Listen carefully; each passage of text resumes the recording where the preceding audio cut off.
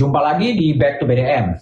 Teman-teman, hari ini saya akan berbincang dengan seorang ahli hukum dari Universitas Gadjah Mada yang pikiran-pikirannya progresif dan pilihan-pilihan katanya juga tegas dan jelas. Siapa itu? Dia adalah Zainal Arifin Mohtar. Uceng, gimana? Sehat? Sehat, Mas BDM. Oke, Apa kabar, Mas? Baik. Uceng, saya ingin tanya dulu ya. Kenapa Anda memilih Fakultas Hukum untuk mempelajari di bidang banyak studi-studi lain? Mau cerita jujurnya ya. Cerita jujurnya itu saya awalnya itu senangnya berpetualang sebenarnya. Jadi Berpetualang. waktu di SMA saya kepikiran itu mau mendaftar di UGM itu Fakultas Geologi. Geologi, oke. Geologi. Jadi saya berpikiran biar bisa keluar masuk hutan gitu, berpetualang. Jadi saya daftar UMPTN itu ya pilihan pertamanya geologi. Oke. Pilihan keduanya adalah Fakultas Hukum. Nah ternyata nggak keterima di situ, masuk Fakultas Hukum. Tahun berikutnya saya coba lagi. Masih dengan pola yang sama, geologi. Yang keduanya itu saya ambil sastra Inggris kalau tidak salah. Dan akhirnya lulus di sastra Inggris. Yang mana nih yang sastra Inggris? Yang mana sastra Inggris ini? Sastra Inggris saya lupa ya. Tahun berikutnya saya coba lagi, lolos di sastra Inggris. Tapi waktu itu UGM sudah nggak boleh kuliah 2 kan. Oh sempat kuliah 2 ya berarti ya? Gimana? Sempat kuliah 2 ya? Enggak. Jadi waktu itu lulus, saya bayangkan kalau lolos geologi, saya pindah ke geologi kan. Tapi ternyata lulusnya di sastra Inggris, ya saya merasa, saya lupa sastra Inggris atau sastra Indonesia, tapi pokoknya sastra deh. Nah saya merasa sayang aja. Meninggalkan Fakultas Hukum dan akhirnya saya lanjut di Fakultas Hukum. Bung Uceng, jadi kenapa pilihan hukum itu adalah yang dipilih adalah hukum tata negara, padahal banyak hukum-hukum lain yang juga menjadikan banyak karir sebagai advokat atau lain sebagainya gitu? Sebenarnya awalnya itu karena tertarik ke gejala aktivisme ya. Saya senang diskusi dengan teman-teman, bikin ada beberapa forum, bahkan teman-teman diskusi beberapa diantaranya itu aktivis-aktivis di satu kos-kosan gitu.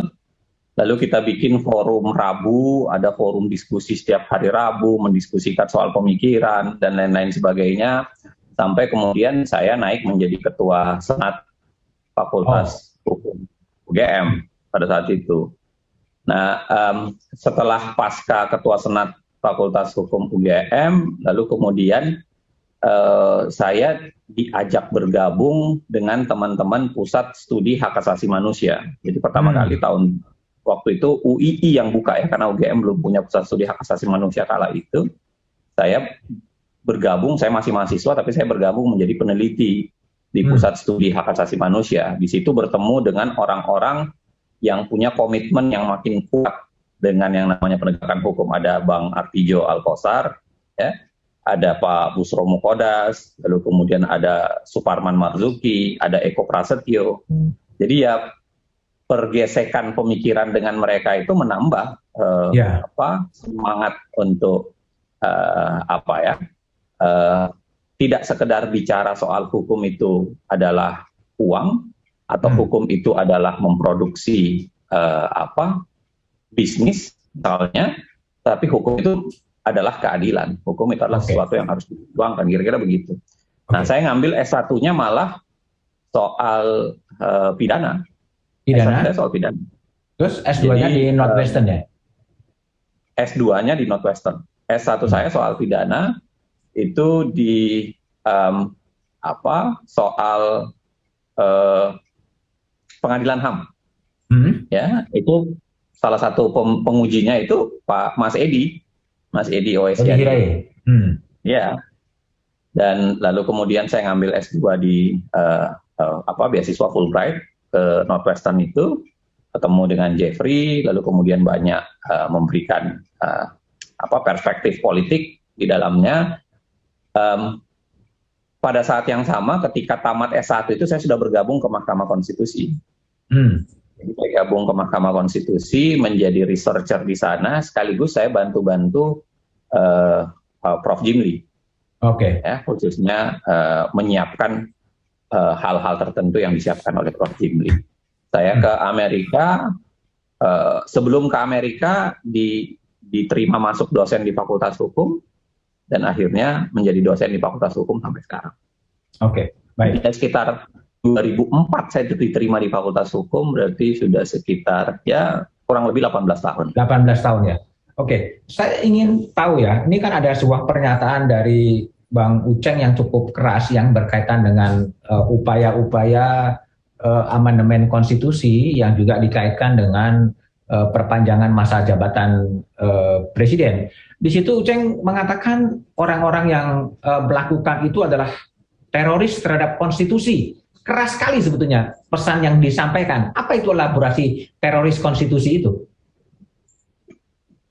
Begini Mas Budiman, sederhananya saya ingin mengatakan bahwa orang yang mengupayakan ya mengubah konstitusi demi memperpanjang masa jabatannya, demi syahwat pribadi atau syahwat kelompoknya, ya menurut saya orang yang tidak bisa dibiarkan. Ya. Saya dalam konsep saya ingin mengatakan bahwa mereka harus di naming and shaming gitu. Jadi harus diberi julukan supaya orang tahu. Ini mirip misalnya koruptor, ya jangan julukannya sekedar koruptor, barangkali yang jauh lebih naming and shaming harusnya bisa diberikan juga kepada mereka. Dan ini termasuk bagi siapa saja ya yang demi syahwat pribadinya, apalagi karena dia punya kekuasaan untuk bisa melakukan perubahan itu, dia ingin mengubah itu tanpa memperdulikan yang namanya publik. Nah, terorisme itu kan sederhananya kalau kita lihat ya, definisinya itu penggunaan kekerasan atau kekuatan yang menimbulkan ketakutan dalam usaha untuk mengegolkan kepentingan politiknya, kan begitu deh, terorisme. Atau kepentingan apa yang dia mau bawa. Menggunakan kekerasan, kekuatan untuk mengegolkan maksudnya, ya. Nah, saya meminjam bahasa itu, saya ingin mengatakan ya kelihatan betul ya, dia menggunakan kekuasaannya, bahkan kalau benar beberapa cerita bahwa ada yang diancam dan lain-lain sebagainya, ya paling tidak berarti ada kekerasan di dalamnya gitu. Ada penggunaan kekuatan yang dipaksakan ya dengan tujuan utama untuk mengegolkan apa yang dia ingin lakukan, kepentingan pribadi yang dia ingin lakukan. Ya, saya ingin mengatakan ya itu semacam terorisme bagi saya, semacam tindakan teror. Makanya kenapa kemudian saya mengatakan pelakunya atau orang yang melakukan ini adalah orang-orang yang sebenarnya merupakan teroris terhadap konstitusi.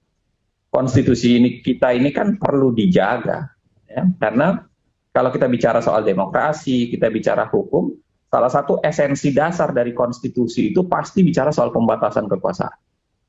Salah satunya.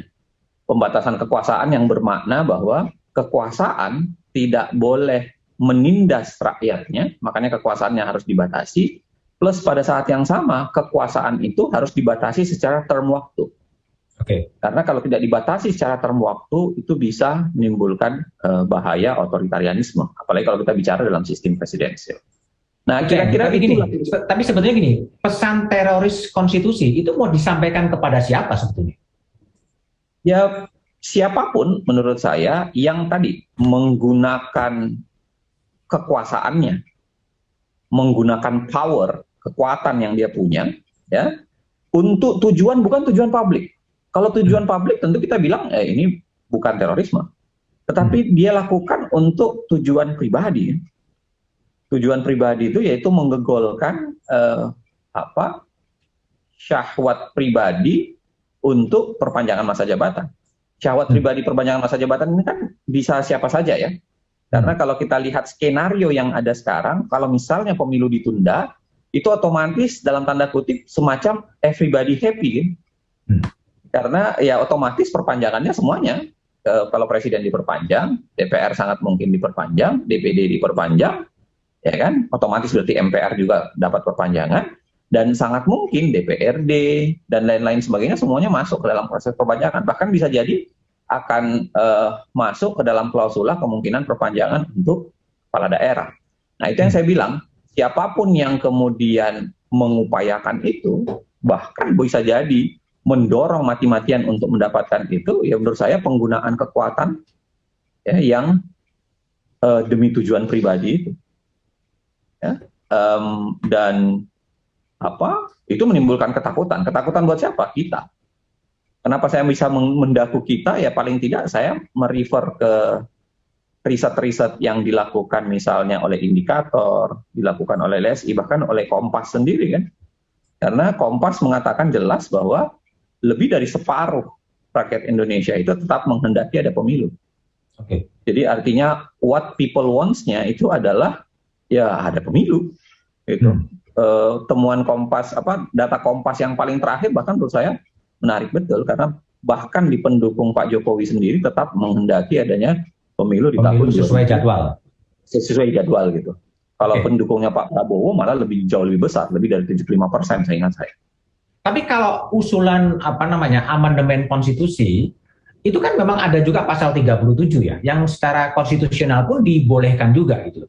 Nah, kalau jalur-jalur konstitusional itu yang kemudian dipakai, apakah ini kemudian bisa disebut sebagai teroris terhadap konstitusi itu? Prosedurnya kan juga konstitusional sebetulnya.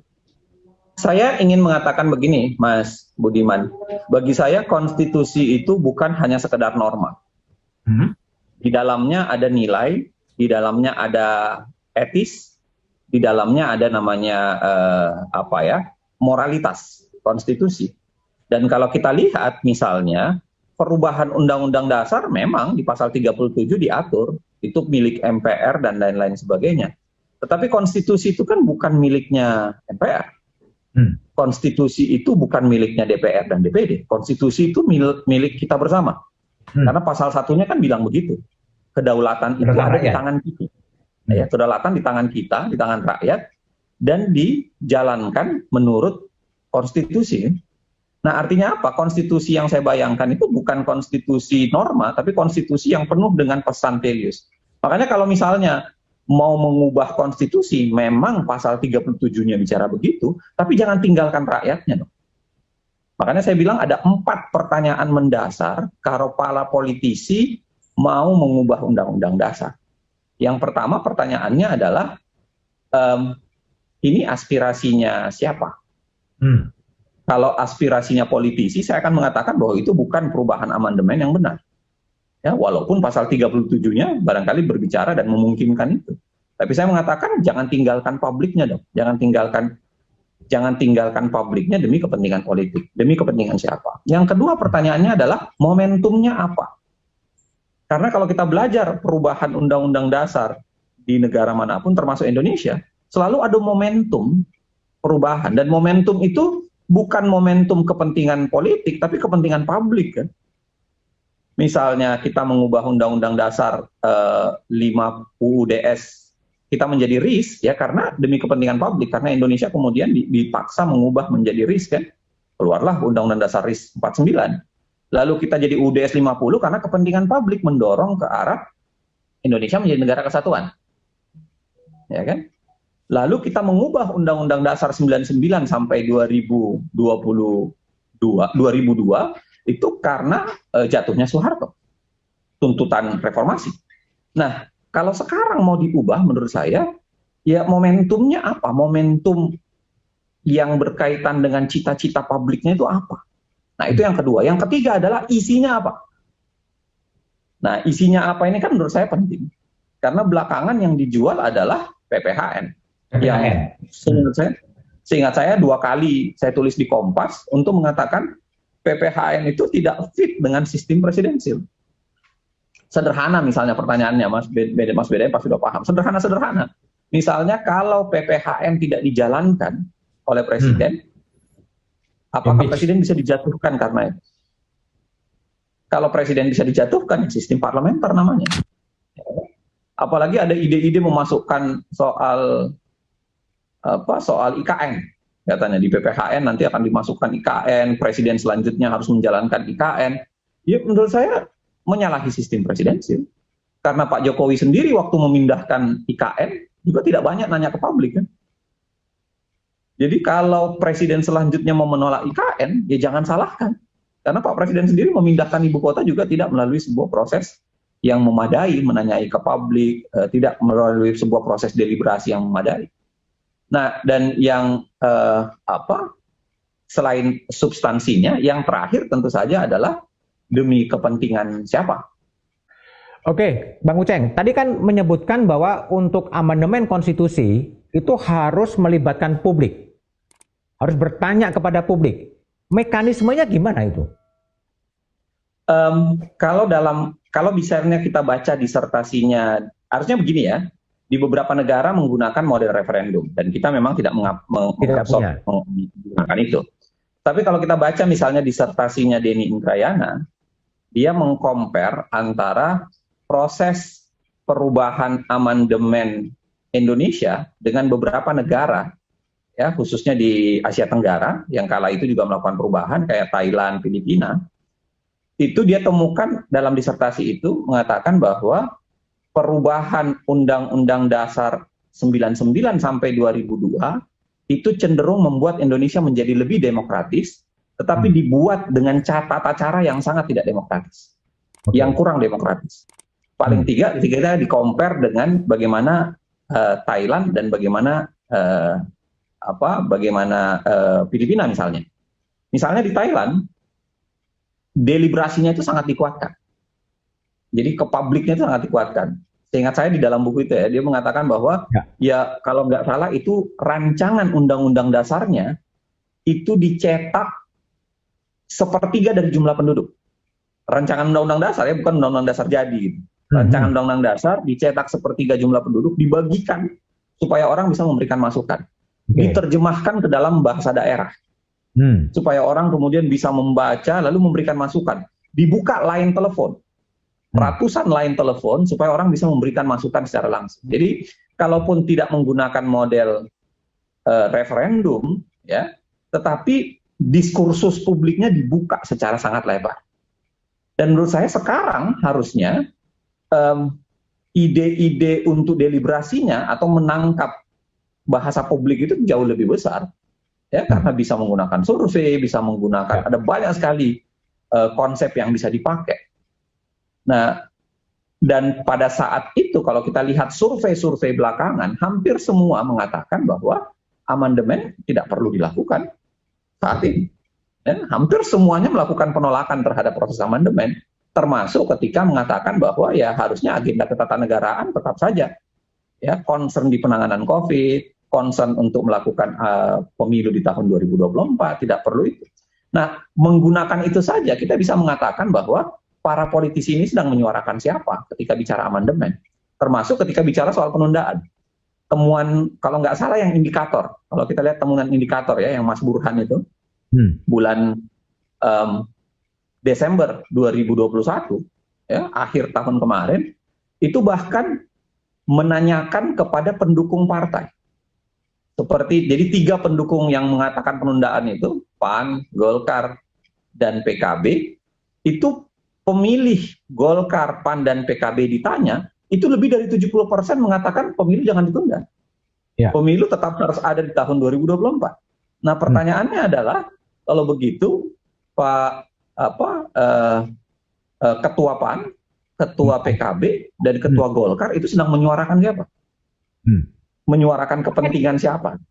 Apakah ini upaya-upaya manipulasi terhadap opini-opini publik gitu ya, yang disuarakan oleh ketua umum partai politik? Nah, itulah yang saya bilang tadi, semacam penggunaan kekuatan ya untuk memanipulasi dan menimbulkan ya kayak kericuhan, kericuhan di publik. Makanya kenapa kemudian saya mengatakan ya ini kayak gejala teroris konstitusi. Karena kemudian dipakai untuk mengacak-acak ruang publiknya dengan ide yang sebenarnya jauh dari peran partai politik. Karena kita tahu ya, peran partai politik sebenarnya dalam konsep kita ya menjadi penyuara, perpanjangan tangan dari lidah masyarakat kan. Ini kok kemudian rajin menyampaikan apa yang dia inginkan, bukan apa yang diinginkan oleh publik. Oke, Bang Uceng, tadi mengkaitkan antara amandemen konstitusi dengan IKN ya. Kemudian Ketua MPR juga mengatakan bahwa harus dijamin bahwa IKN ini tidak boleh mangkrak. Siapapun presiden yang mengganti Jokowi harus juga punya ketaatan untuk meneruskan IKN gitu. Apakah memang ada kaitan rencana kemudian penundaan pemilu yang berkonsekuensi dengan perpanjangan jabatan elit dengan program IKN yang harus dipastikan juga tetap berjalan? Dugaan saya kemungkinannya itu. Ya, dugaan saya, tapi wallahu alam. Tetapi kalau kita lihat beginilah, Mas. IKN ini sendiri kan paling tidak dalam pemahaman saya ya, perpindahannya itu tidak melalui sebuah deliberasi publik yang cukup. Kan agak tergesa-gesa tuh. Kita bisa bayangkan ya, bahkan Pak Presiden Jokowi itu tidak pernah mengkampanyekan di dalam kampanye pemilu 2019 soal perpindahan ini. Tiba-tiba saja keluar ide perpindahan, lalu digodok, lalu tiba-tiba perizinannya dilakukan di pidato kenegaraan 16 Agustus 2019. Ketika dia sudah terpilih, tapi belum dilantik untuk second period-nya. Nah, artinya apa? Saya sih menganggap bahwa ya ini jauh dari kesan sebuah sistem presidensil yang memadai, yang seharusnya cita-cita pembangunan itu dibawa oleh seorang presiden, kan? Makanya itu sebabnya saya termasuk menolak kalau kemudian IKN ini dikaitkan dengan amandemen dan harus dimasukkan dalam amandemen untuk mengatakan presiden selanjutnya harus mengikuti ini. Karena cara Presiden Jokowi juga tidak melakukan itu. Ya, cara memindahkannya tidak masuk melalui sebuah proses yang memadai, itu satu. Yang kedua, kenapa saya cenderung menolak ide amandemen? Ya, saya kan mengatakan begini, Mas. Kenapa saya khawatir dengan ide amandemen? Karena salah satu skenario yang paling mungkin untuk melakukan penundaan itu pasti harus melalui amandemen. Tinggal soal bagaimana pintunya dibuka. Ya, bisa dengan amandemen dulu, baru kemudian perpanjangan. Atau kemudian penundaan maksud saya. Atau ada kondisi objektif terjadi penundaan sehingga harus dilakukan amandemen. Kan tinggal itu aja pilihannya tuh. Nah, kalau dia mau melakukan amandemen dulu baru melakukan penundaan, maka logika IKN itu yang paling mungkin masuk. Logika PPHN itu yang harus pasti masuk, yang paling mungkin masuk. Mengatakan ya PPHN diubah, lalu kemudian kita melakukan perubahan. Dan saya khawatirnya bertemu keinginan partai-partai yang memang menghendaki adanya PPHN dengan pihak-pihak yang menghendaki adanya penundaan. Nanti akan ketemu di tengah tuh. Sehingga mereka akan mengatakan, oke, kita melakukan amandemen, masukkan pasal ini, tapi sekaligus memasukkan ide PPHN. Nah, atau kemudian yang saya bilang, diciptakan kondisi objektif rasionalnya, konstitusionalnya untuk menunda. Itu yang sering saya sebutkan bahwa ya KPU-nya yang diganggu, sehingga KPU-nya yang menyerah, sehingga ada alasan objektif rasional konstitusional untuk mengubah undang-undang dasar. Nah, yang ketiga soal IKN ini menurut saya dalam kaitan dengan amandemen ini, saya sih mengatakan bahwa ini soalan fit tidak dengan sistem yang kita anut. Karena kita sistem presidensil. Model GBHN adalah sesuatu yang kurang lazim di dalam sistem presidensil, ya, karena menimbulkan komplikasi.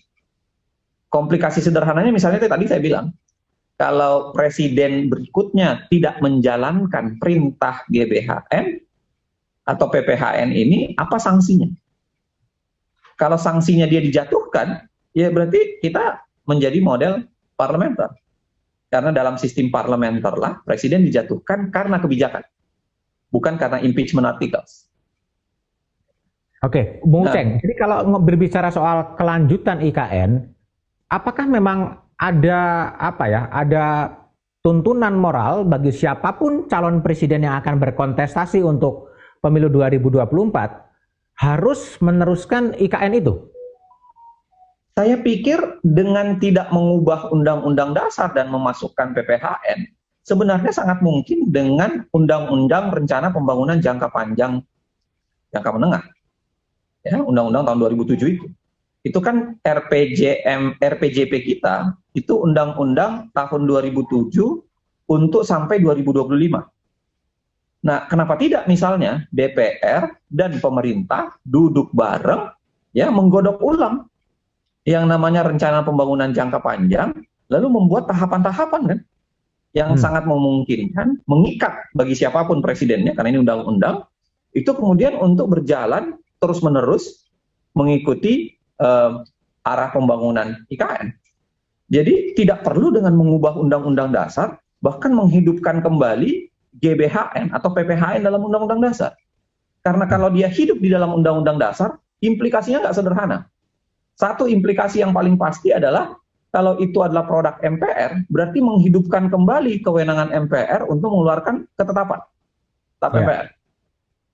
Dan itu komplikasinya bisa banyak lagi. Karena ketetapan MPR kemudian tidak bisa diuji kemana-mana. Ya kan? Berbeda dengan undang-undang yang bisa diuji ke undang-undang dasar. Nah, belum lagi fit atau tidaknya dengan sistem presidensil yang saya bilang, termasuk pertanggungjawaban, termasuk bagaimana kontrolnya, bagaimana berbagai hal yang kemudian nah, yang paling saya takutkan kalau GBHN dihidupkan dan PPHN dihidupkan, sehingga presiden itu bisa dikontrol kembali oleh parlemen, ya jangan-jangan ini akan menggeser kembali ke proses pemilihan presiden yang tidak lagi secara langsung, tapi kemudian diambil alih kembali oleh MPR.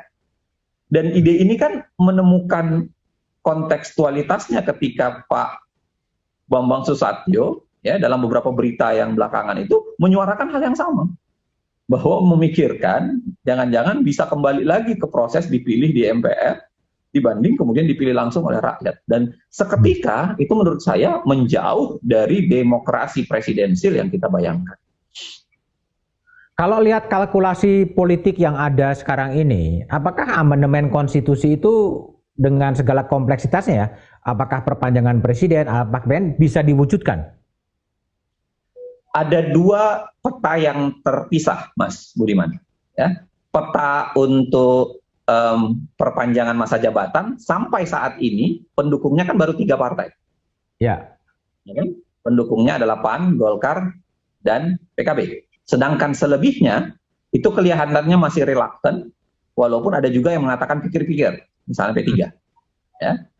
Tetapi kalau konsepnya adalah PPHN, itu nyaris hampir semua partai-partai sudah menyetujui. Jadi ada dua peta yang berbeda nih, antara GBHN, PPHN, dengan peta penundaan. Nah, tetapi yang paling saya khawatirkan kalau mereka kepentingannya ketemu. Lagi pula, mohon maaf, saya punya keyakinan begini, Mas Budiman. Seringkali partai-partai kita itu tidak punya posisi ideologis. Ya. Yang ada itu seringkali hanya karena, kalau istilah teman saya itu, hanya karena currency-nya belum disepakati. Nilai tukarnya belum disepakati aja, atau belum ketemu nilai currency-nya, itu belum ketemu aja. Nah, itu yang membuat kekhawatiran kita berganda kan. Jadi jangan-jangan udah demi kepentingan politik, ya mereka mengagregasi sendiri, mereka menafsirkan undang-undang dasar secara sangat tekstual, mereka bikin agendanya sendiri, mau menghidupkan GBHN, mau menghidupkan MPR, lalu kemudian mau mengembalikan proses itu, lalu bertemu dengan keinginan perpanjangan masa jabatan paling tidak 2-3 tahun. Sehingga sangat mungkin kemudian diperpanjang 2-3 tahun, lalu pemilihan berikutnya itu sudah balik ke proses pemilihan yang ada di MPR. Nah, itu yang membuat kita khawatir, karena currency-nya sangat mungkin akan ketemu di tengah. Whatever that mean by, apapun maknanya currency itu. Currency. Oke, Uceng, saya ingin tanya lebih dalam ya. Kalau kita lihat sequence perubahan undang-undang, dimulai dengan revisi Undang-Undang Mahkamah Konstitusi yang memperpanjang usia hakim konstitusi menjadi 70 tahun dan punya masa jabatan 15 tahun, dan kemudian berbagai peristiwa-peristiwa politik. Ini sebuah desain yang diarahkan menjadi seperti itu gitu, atau memang ini sesuatu yang terpisah-pisah sih sebetulnya? Kalau melihat nada yang dimainkan sama dan serupa, saya tidak terlalu yakin kalau itu tidak ada orkestrasinya. Karena nada yang dimainkan itu serupa, dan menurut saya ya cukup canggih, cukup baik gitu memainkan nadanya. Karena misalnya menguatkan dulu pemberantasan korupsinya dibunuh dulu, lalu kemudian karena KPK yang sangat berpotensi untuk mengganggu banalitasnya pemain-pemain ini ya, lalu kemudian diciptakan komitmen investasi yang tinggi walaupun dengan menggilas yang namanya buruh, lalu kemudian pertambangan, ekstraksi juga dimainkan ya, sehingga ada kondisi-kondisi tertentu di wilayah pertambangan kita. Lalu kemudian tidak sekedar itu, Mahkamah Konstitusi pun dikasih gratifikasi konstitusional kan, kalau pakai istilahnya Mas BDM sendiri, jadi kayak gratifikasi konstitusional untuk kemudian membenarkan mereka diperpanjang masa jabatan. Dan menurut saya agak memalukan sebenarnya kalau hakim konstitusi tidak peka dengan perpanjangan ini, karena bahkan ada satu pasal yang dibikin khusus untuk menyelamatkan salah seorang hakim yang ada di sana ya. Ada pasal khusus yang mengatakan ya khusus hakim yang belum berusia 55 lalu kemudian diperpanjang sampai 15 tahun, dan itu pasal sifatnya en males, sudah sekali pakai itu. Habis itu pasal itu nggak akan dipakai lagi kan, karena syaratnya menjadi hakim konstitusi udah usia 55. Nah, maksud saya adalah saya berkecenderungan ya melihat bahwa ini bukan sesuatu yang terpisah lalu tiba-tiba bisa ketemu begitu saja. Saya meyakini bahwa jangan-jangan memang ada orkestrasi. Ya. Nah, soal siapa di belakang orkestrasinya tentu ya pembicaraan kita sebagian besar pasti masuk ke sana. Soal apakah itu adalah orkestrasi kekuasaan semata, ataukah memang bagian dari orkestrasi pemain di belakang kekuasaannya atau oligarkinya yang meminta. Ya, tinggal dicarikan skenarionya. Ya, kita bisa duga-duga lah. Tapi maksud saya adalah kalau ngelihat percepatan yang dilakukan di zaman second periodnya Pak Jokowi khususnya, ya mulai dari 2017, 2018 sampai sekarang, saya menjadi percaya bahwa itu adalah semacam orkestrasi. Ada mastermind-nya sebenarnya. Orkestrasi yang kemudian mendorong dari sistem demokrasi menuju juristokrasi ya. Semua konflik-konflik politik dibawa ke Mahkamah Konstitusi yang sudah diberikan gratifikasi politik. Nah, salah satunya adalah itu. Jadi kalau saya sih mengatakan bahwa di lain sisi sebenarnya yang terjadi di Indonesia ya, yang dilakukan apa yang disebut dengan autocratic legalism. Autocratic legalism itu semacam Kim Lenskepel tuh tulisannya yang mengatakan bahwa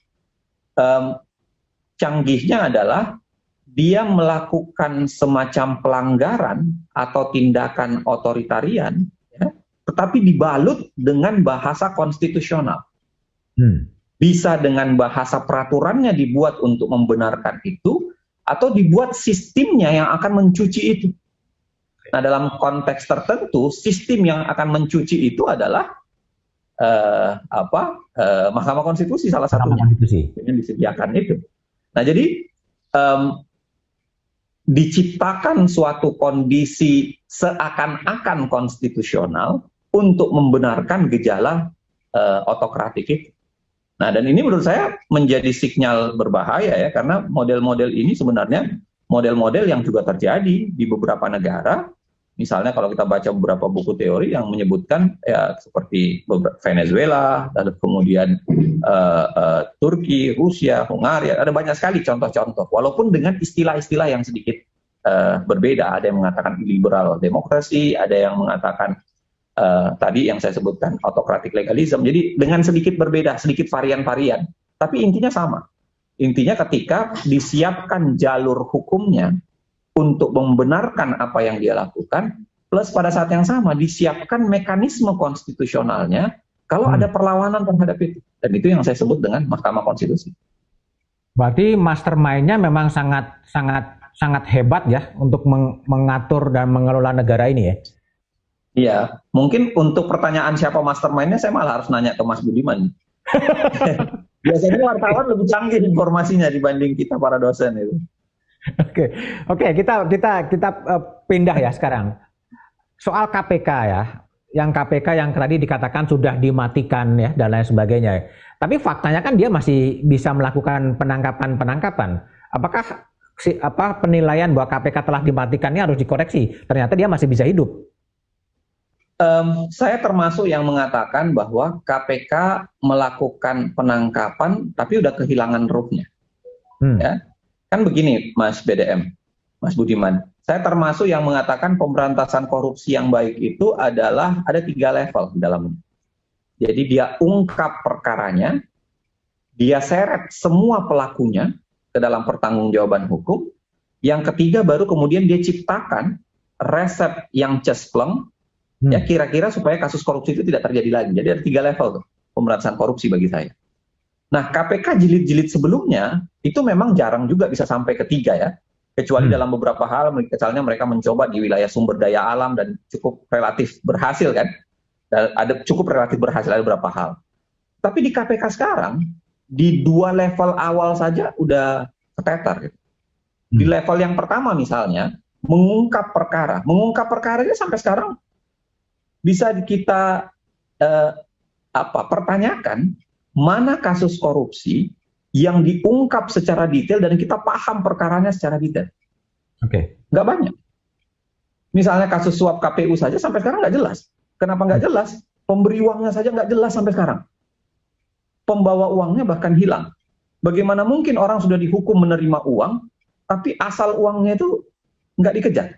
Kira-kira gitu tuh. Ya kan? Nah, termasuk misalnya proses-proses di internal, ya, pembiaran yang dilakukan di KPK sendiri. Misalnya, ya mohon maaf ya, saya termasuk yang mengatakan, ya tentu bisa jadi orang menyalahkan MA ketika menyunat putusannya mantan Menteri Kelautan Perikanan. Ya, bisa jadi silahkan orang protes karena dari 9 tiba-tiba turun ke 5. Tapi menurut saya itu omong kosong sebenarnya karena tuntutan KPK sendiri memang cuma 5 tahun. Jadi putusan Mahkamah Agung itu dalam tanda kutip ya sebenarnya sudah membenarkan tuntutan KPK. Makanya saya mengatakan kayak dagelan aja kalau tiba-tiba salah satu komisioner KPK itu maki-maki Mahkamah Agung lalu mengatakan ini menurunnya geliat pemberantasan korupsi dan lain-lain sebagainya, pemihakan. Lah sesuai dengan tuntutan KPK kok kemudian dia marah gitu. Itu kan kok ngegas untuk sesuatu yang tidak pantas digas itu karena dia sendiri kan memang meminta 5 tahun gitu. Nah, belum lagi komitmen-komitmen bersih-bersih di KPK yang menurut saya sangat lemah ya. Lili Pintauli dibiarkan ada di sana padahal kita semua tahu putusannya jelas mengatakan dia melakukan pelanggaran dan itu pelanggaran pidana sebenarnya. Tapi herannya ya tidak dilakukan secara baik. Nah, intinya di penanganan perkara aja saya tidak melihat adanya satu penanganan perkara yang di level 1 yang saya sebutkan tadi itu sendiri sudah tuntas. Belum di level 2. Karena di level 2 itu membawa semua pelaku ke arah pertanggungjawaban hukum. Oh, itu lebih jauh lagi. Dan kelihatannya kan sudah mulai pilih-pilih ya. Misalnya dalam kasus Kemensos, ya, soal dana bantuan itu, soal bingkisan itu, paket bantuan itu, kan perusahaannya nggak semua dikejar. Padahal perusahaan-perusahaan itu kan sangat terafiliasi ke beberapa pihak-pihak tertentu kan. Jadi ya saya memandang KPK sudah mulai main selektif gitu. Jadi pemberantasan korupsinya itu pilih-pilih. Bahkan magnitudenya dikecilkan untuk hal-hal yang sebenarnya magnitudenya harusnya besar. Nah, itu yang membuat saya khawatir kalau kemudian KPK sendiri bermain-main dengan pemberantasan korupsi. Saya jadi mempertanyakan apa tujuannya KPK dibuat dulu. Dulu kan kita kebuat KPK karena kita anggap kejaksaan dan kepolisian sering bermain-main dengan cara yang sama seperti ini terhadap pemberantasan korupsi kan, sehingga ada bahasa KPK itu harus menjadi trigger mekanisme untuk memperbaiki kejaksaan dan kepolisian. Tapi kalau ternyata KPK berubah juga, bersalin rupa menjadi seperti perilaku lama kejaksaan dan kepolisian, ya buat apa kita mempunyai KPK? Oke, Uceng, ini pertanyaan saya yang hampir saya tanyakan kepada tamu-tamu saya. Saya ingin tanya, Uceng kan pernah di Jogja, pernah di Amerika, dan juga melanglang buana ke sejumlah negeri. Dan referensi akademisnya pun cukup banyak. negara mana sih yang sebetulnya menjadi idola atau menjadi negara ideal yang dibayangkan oleh seorang Zainal Arifin Mohtar? Saya terus terang, Mas BDM tidak pernah favorit dengan salah satu negara. Karena mereka semua punya kesejarahannya masing-masing dan mereka punya problemnya masing-masing. Di Amerika menurut saya tidak juga. Amerika juga penuh dengan problem. Ya. Kalau kita lihat survei global barometer corruption, GBC misalnya, Amerika termasuk negara yang cukup korup. Ya. Khususnya dua lembaganya, eksekutif dan legislatifnya dan partainya. Relatif sama kok menurut saya. Nah mungkin yang bisa kita lihat adalah di subsektor-subsektor tertentu. Misalnya kalau di wilayah transparansi misalnya, maka negara-negara Skandinavia menjadi menarik. Ya, yang mengupayakan konsep-konsep transparansi menjadi jauh lebih tinggi. Atau misalnya kalau kita bicara soal konflik kepentingan, barangkali Inggris menjadi menarik, ya karena mereka punya aturan yang ketat, ya Amerika juga beberapa diantaranya soal konflik kepentingan itu, Jepang juga barangkali itu. Kalau bicara soal wilayah demokrasi, ya misalnya perlindungan hak asasi, tentu pasti kita bicara soal mau bicara di level demokrasinya perspektif apa nih? Kalau perspektif liberal, menurut saya dalam hal tertentu ya negara-negara Eropa Barat itu barangkali bisa menjadi standar, ya kalau perspektifnya liberal. Kalau demokrasi yang non liberal, demokrasi yang lebih bernuansa sosial, ekonomi, budaya dan lain-lain sebagainya, ya mungkin kita bisa pakai beberapa negara-negara yang bercorak welfare atau bercorak Skandinavian. Ya, itu bisa dipakai tuh. Ketika mereka memang pajaknya tinggi sekali, tapi kemudian dipakai betul-betul untuk menyejahterakan rakyat. Nah, jadi saya pikir nggak ada sih. Saya tidak pernah favorit dengan satu negara. Yeah. Okay. Bahkan kalau kita bicara soal tingkat pelayanan publik, kecepatannya mungkin Singapura akan kita jempol. Ya, karena pelayanan publik, public services-nya, public utility-nya cukup baik gitu. Tapi kalau kita lihat dari perilaku Singapura sendiri yang sering membuka diri menjadi surga bagi para koruptor, termasuk koruptor dari Indonesia ya. Kalau kita pakai data-data lama yang mengatakan koruptor Indonesia sebagian besar naruh duitnya di Singapura, ya kita tentu mencelakan itu di lain sisi. Jadi saya sih mengatakan begini, sebenarnya wajar saja kalau kita ingin membangun konstruksi yang pas untuk konsep Indonesia. Dan karenanya memikirkan pengalaman berbagai negara, mengirimkan konsep-konsep tertentu, itu sangat mungkin kita lakukan. Sepanjang tujuannya memang tujuannya publik, tujuannya untuk baik, bukan tujuan hanya sekedar membenarkan keinginan para politisi kan. Jadi yang saya khawatirkan kalau politisi itu melakukan cherry picking. Jadi yang dia pilih negara-negara yang sesuai dengan keinginannya, kesimpulan yang sudah mau dia buat, keinginan yang dia buat, lalu kemudian komparasi itu hanya dipakai, diambil dengan menggunakan logika cherry picking. Oke, kalau itu Uceng, kalau dari sisi pemimpin di luar maupun di dalam negeri, yang menurut Anda ini adalah pemimpin yang menurut saya ideal, cocok dengan zamannya, siapa itu kira-kira? Kalau pemimpin ya, tentu kalau dalam konsep sistem presidensil, saya akan mengatakan secara sistem apa yang dibangun di Amerika itu cukup menarik. Cukup menarik secara sistem, bukan orangnya ya, bukan kualitas orangnya ya. Kecuali kalau nanyanya Mas BDM ini soal kualitas orangnya, person. Kalau sistem, saya mengatakan sistem yang dibangun cukup menarik dan dipakai untuk mengecilkan kemungkinan orang melakukan kesalahan, walaupun ya kesalahannya tetap ada. Ya. Contoh misalnya di Amerika di zaman Obama, menurut saya cukup menarik. Dia menjadi standar parameter yang cukup menarik. Terlepas dari kemudian dia melakukan juga berbagai kesalahan, dan itu menyumbang kenapa kemudian partai Demokrat kalah oleh Partai Republik kan. Tapi maksud saya adalah ya, ada-ada saja konsepsi-konsepsi baik yang dia contohkan. Kalau dari sisi kualitas kejujuran, kualitas kesederhanaan, ada banyak contoh-contoh yang bisa kita pakai ya. Termasuk misalnya negara-negara yang jauh misalnya dari kesan demokrasi yang versi Barat. Misalnya kepemimpinan, kesederhanaan pemimpin di negara-negara misalnya kayak Iran, ya kan? Di negara-negara yang mencontohkan, Brazil sempat mencontohkan, walaupun kemudian Dilma ya, walaupun kemudian popularitasnya kemudian mengubahnya menjadi korup gitu.